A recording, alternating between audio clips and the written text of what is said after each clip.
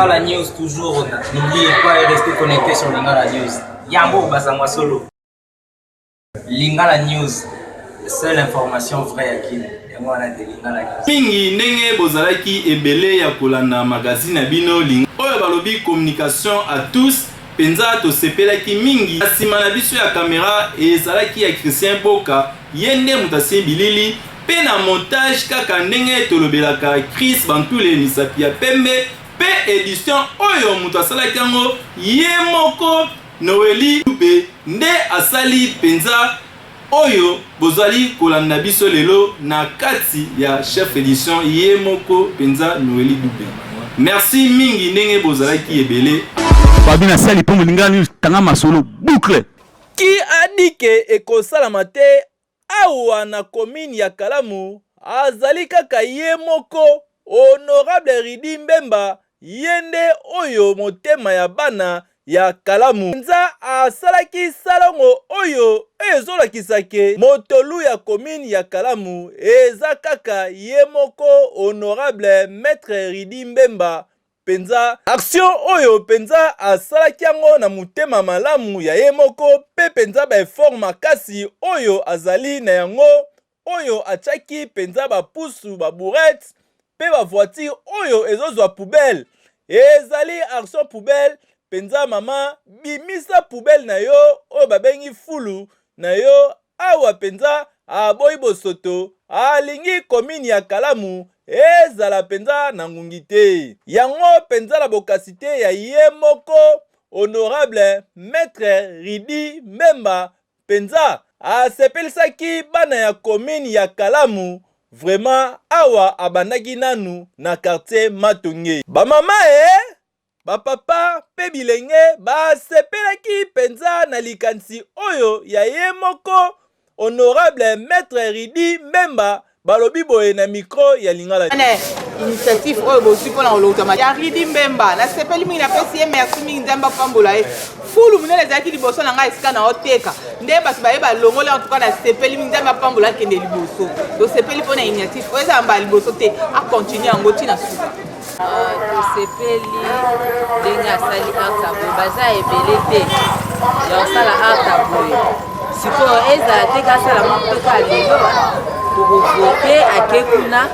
ale eske olobela biso mama ya solo toza na posa arte azosala boye ezala mpona libela na libela yango oyo bilo nange ezalaki wana nde nabimisi na ye ke tobimisa bapoubele nyonso topesa ofele napesaka ta 100 francs te te nasepele esalinga babien nasepeli nzambe apambola ye na arte to asali boye nzambe apambola ye population nde tozali koleka wana papa ye asali mosala kitoko ye wana zwa eketi kuna kende kuna ye wana papa balabala ezalaki salite tokomi koleka na balabala ekomi propre kende liboso nzambe apambola okende liboso Matonge ezongi kitoko ndenge ezalaka kala tosepeli honorable Ridi Mbemba nzambe apambola ye ozalaki na ntongo na kuparede ya 1000 francs muta matiti namona kaka papa Ridi yo tomisa bapoubele nzambe apambola ye kende liboso tovote bana tu ya commune ya Kalamu asepeli tosepeli mingi na initiative oyo honorable Ridi Mbemba asali na Matonge propre Matonge bopeto tosepeli makasi asala yango alemba te akontinue na action wana sali. C'est bon, idée oyo azwi ya malamu bakoza bape idée oyo soki ezala tous les communes basala makambo oyo ezala bien. En tout cas moto asala makambo ozanga pambola ebele na idée oyo azwi akontinue toujours esala yango ezala malamu après na mbali mpona mbala suka ezala malamu. En tout cas eza kitoko bato boye bazala ebele mpona soutenir mboka tonyokami trop na basalite tokote motawa azwi mbongo akini biso opne mwana pena ya quartier opne mwana pena ya quartier alimi anange commune na ye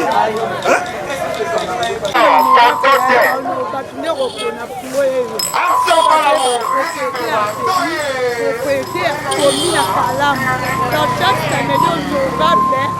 kosala sango asomba bapambo mbongo na ye moko donc bato pena nde bakotya esika nde bango yeyo donc ye mpenza po toponi ye deja aza deja honorable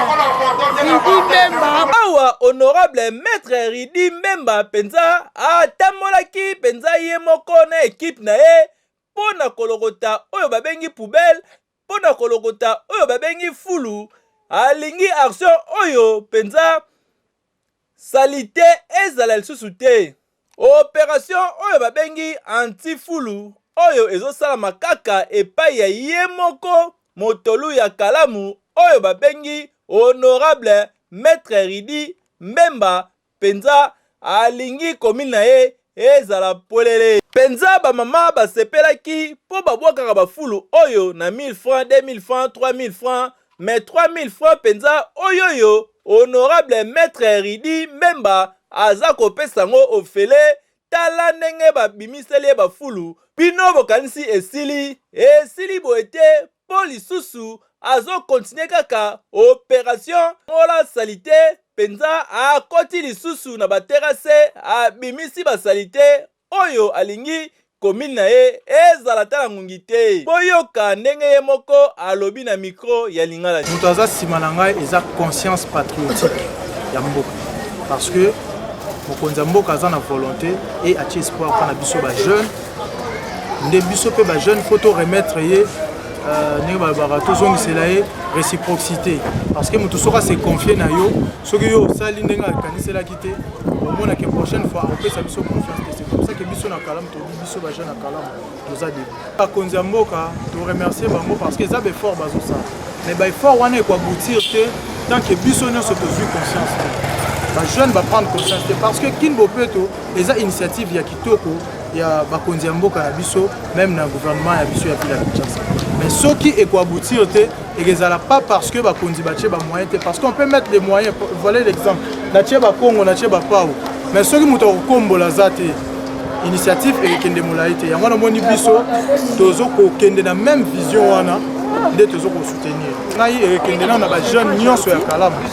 parce que la jeunesse ya kalamu tokomi kolakisa différence lelo omona bajeune ebele bazawa ebele tokomi kolakisa différence donc je remercie bajeune ya kalamu je remercie bamama ya kalamu parce que bamama ya kalamu nde baobenga biso baencourage biso je remercie aussi baautorité na biso ya mboka nakokobanda te sans ke natanga le président oyo azokosoutenir bajeune le président Fachi et puis nakoremercier monsieur Norbert Basengezi Katitima oyo azali président ya ANCE parti place au Grand Nazali grâce pe ya ba idéologie na ye ne permettre biso pe ba jeune tout se prendre conscience na ANC tout ça la action penza papa mama esengeli olanda idéologie oyoyo honorable maître Ridi Mbemba oyo azali nango na quartier na ye pe na commune na ye awa na quartier na ye matonge penza ba mama pe bilenge pe ba papa bolanda idéologie oyo bolanda idéologie oyo chaque samedi penza bobimisa bafulu na bino penza awa ba équipe oyo ezoleka ekozwango facilement tala penza ye moko mwana ya commune ya Kalamu alakisi exemple vraiment ndenge commune na ye ekoki kozala papa déjà kutu penza oleki na yo papa po ba mama oyo pe ba papa oyo pe bilenge bazomona penza ba action oyo ozosala anti-fulu nde liboso ezalaka nde boye Papa Ridi député ya Congo Papa Ridi ozali wapi ya kalelo Papa Ridi Babina sali po mulingani tanga masolo boucle